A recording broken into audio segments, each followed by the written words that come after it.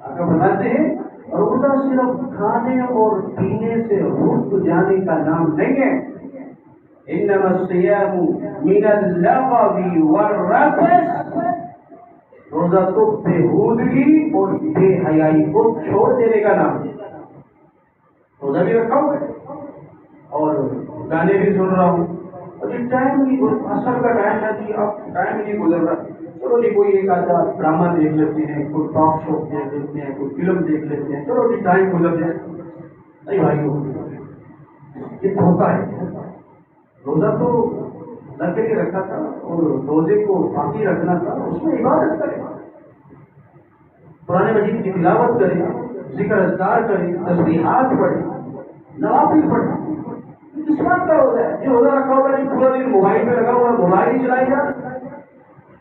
اور ایک اور بڑا حملہ، ایک اور بڑا شدید حملہ، ہمارے اکثر راتوں کو تو قیام کرتے ہیں، لیکن روٹین یہ ہے دن کو آدھے سے زیادہ حصہ سو کے گزارے،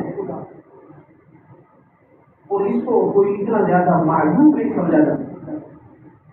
بھائیو یہ بھی تو دن ہے اللہ کو منانے کے، رب کی رضا حاصل کرنے کے، اللہ کی خوشنودی کے لیے کھڑے ہونے کے دن ہے. یا پورا دن وجہ سے سوچی ضرور ٹائم اٹھے، ایسا نہیں ہونا چاہیے. اپنے اوقات کو منظم کریں، اپنا کاروبار، اپنا بزنس، اپنے معاملات، ہر چیز کا ٹائم ٹیبل بنائیں، اور خاص طور پر عبادت کے لیے، دعا کے لیے، تلاوت کے لیے، ذکر و اذکار کے لیے، نوافل کے لیے ایک مخصوص وقت اپنا مقرر کریں. تو انشاءاللہ پھر آپ دیکھیں گے آپ کو ہمیں ان فضول کاموں کے لیے وقت ہی نہیں ملے گا کہ موبائل چلاتے رہیں اور موبائل میں پروگرام دیکھتے رہیں. میں جی وقت گزاری کر رہا ہوں، اور بھائی قیمتی وقت ہے آپ کے پاس، روزے کی عادت سے ہو. نبی کائنات فرماتے ہیں روزے دار کی دعا کو اللہ رد ہی نہیں کرتا.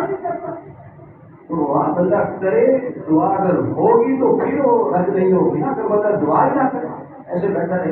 افطاری سے پہلے بہترین وقت ہوتا ہے، بہترین انسان کے پاس موقع ہوتا ہے، انسان اپنے اللہ کو اس میں منائے، اور اپنے لیے، ملک پاکستان کے لیے، اپنے بیوی بچوں کے لیے، عالم اسلام کے لیے، پوری دنیا کے مسلمانوں کے لیے اللہ سے خیر مانگے، اللہ سے مغفرت مانگے، اللہ سے بخشش مانگے، اللہ سے پریشان حال لوگوں کی پریشانیوں کی، ان کی پیٹھ پیچھے دعائیں کرے، اور فرشتوں کی دعائیں اپنے لیے دیں. بہترین نقصان، آپ جس کو جانتے نہیں یا جس کو جانتے ہیں اس کا نام لے لے کے دعا کرے. اللہ فلاں بندے کا کاروبار صحیح نہیں، اللہ اس کے کاروبار کو چار چاند لگا دے. اللہ فلاں ہمارا ساتھی بڑا غریب ہے، مسکین آدمی، اللہ اس کے کاروبار میں برکت دے دے. اللہ فلاں بے روزگار ہے، اللہ وہ میرا بھائی بیچارہ بس دیکھنے سے اس کی حالت بدی لگتی ہے، اللہ تو اسے جانتا ہے، اس کے معاملات جانتا ہے، اللہ اس کی خیر کر دے. خدا کی قسم آپ دوسرے بھائیوں کے لیے دعا کرو، اللہ فرشتوں کو بتاتا ہے جو ہمارے لیے دعا کرے. یہ ہمارے پاس مواقع ہوتے ہیں. اور اکثر بھائی سوال کرتے ہیں جی میں نے رات کو تراویح نہیں پڑھی تو روزہ رکھ سکتا ہوں، روزہ ہو جائے. جی محترم بھائیوں، تراویح پڑھنے کا الگ ثواب ہے. اگر بالفرض کسی سبب سے تراویح نہیں پڑھی جا سکتی تو اس کا مطلب یہ نہیں ہے کہ انسان روزہ چھوڑ. بہرحال روزہ رکھنا ہوگا. تراویح پڑھنے کی بھی انسان کو کوشش کرتے رہنا چاہیے، لیکن تراویح کو کارڈ بنا کے انسان روزے سے اپنی جان نہ چھوڑائے. اور یہ بہت بڑا اہم مسئلہ میڈیا کے حوالے سے آج کل روحی